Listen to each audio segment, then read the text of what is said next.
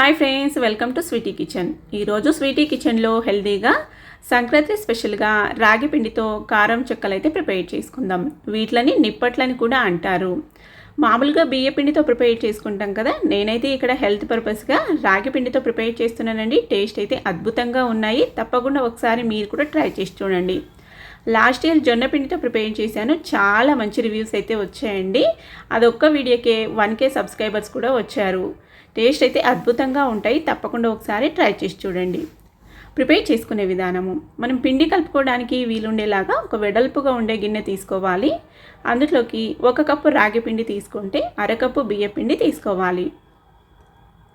చూడండి, ఈ కప్పుకి హాఫ్ క్వాంటిటీ అన్నట్టు బియ్య పిండి తీసుకుంటున్న పొడి బియ్య పిండి ఇదైతే. ఇందులోనే 1 టీ స్పూను నువ్వులు వేసేసుకోవాలి. మనం కారంకి సరిపడా రెడ్ చిల్లీ పౌడరు, సాల్ట్ కూడా వేసేసుకోవాలి. ఇప్పుడు ఇందులో నేను ఇక్కడ పచ్చి కరివేపాకు బదులుగా ఎండు కరివేపాకు పౌడర్ అయితే వేసుకుంటున్నానండి, 1 టీ స్పూను. ఇప్పుడు ఇందులోనే నానబెట్టుకున్న పెసరపప్పు, అలాగే నానబెట్టిన పచ్చిశనగపప్పు కూడా వేసేసుకోవాలి. నేను ఇక్కడ వాము వేయలేదండి, మర్చిపోయాను. మీరు కావాలంటే వేసుకోవచ్చు. నేను ఇక్కడ రాగి పిండి ఉంది కదా, ఫైబర్ కంటెంట్ ఎక్కువ ఉంటుంది, డైజెషన్ ప్రాబ్లం ఏమి ఉండదు.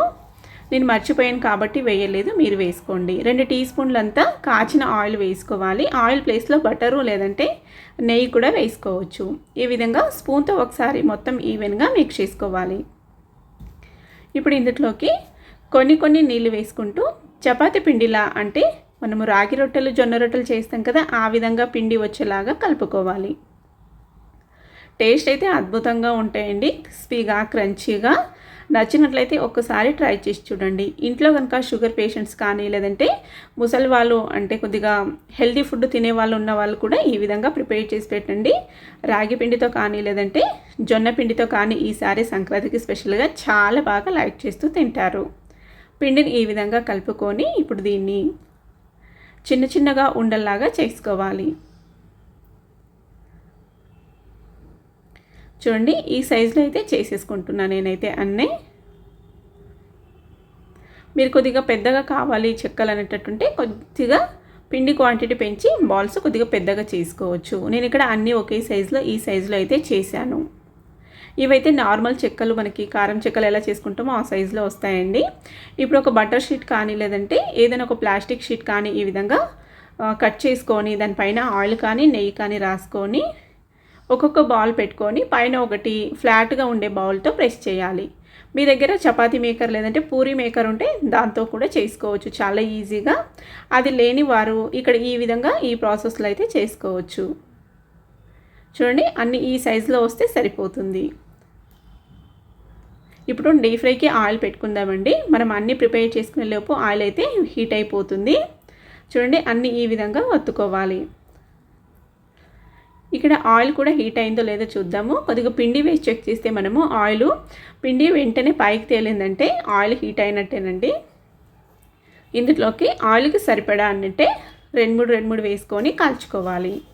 మనం ఇక్కడ కాల్చుకునేటప్పుడే బాగా కాల్చుకుంటే మనకి ఎన్ని రోజులు పెట్టినా కూడా అస్సలు మెత్తపడకుండా బాగా క్రిస్పీగా అయితే ఉంటాయండి.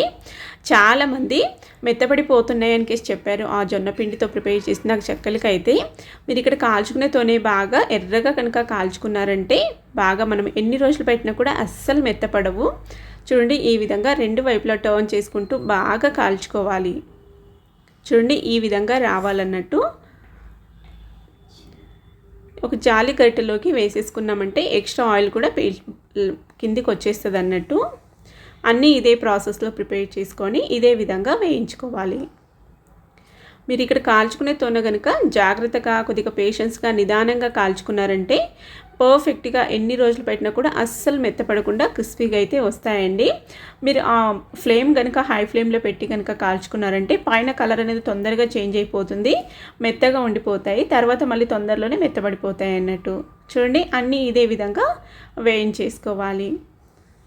టేస్ట్ అయితే అద్భుతంగా ఉంటాయండి. మామూలుగా బియ్య పిండితో కాకుండా ఈ విధంగా అప్పుడప్పుడు రాగి పిండితో, జొన్న పిండితో కూడా ట్రై చేసి చూడండి. టేస్ట్ అయితే చాలా బాగుంటాయి. వీటిని కూడా మనము నెల రోజులైనా కూడా నిల్వ ఉంచుకోవచ్చు.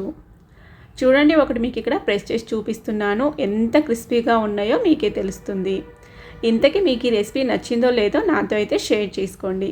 రెసిపీ కనుక నచ్చినట్లయితే మీరు కూడా ట్రై చేసి మీకు ఎలాగొచ్చాయో నాతో షేర్ చేసుకోండి.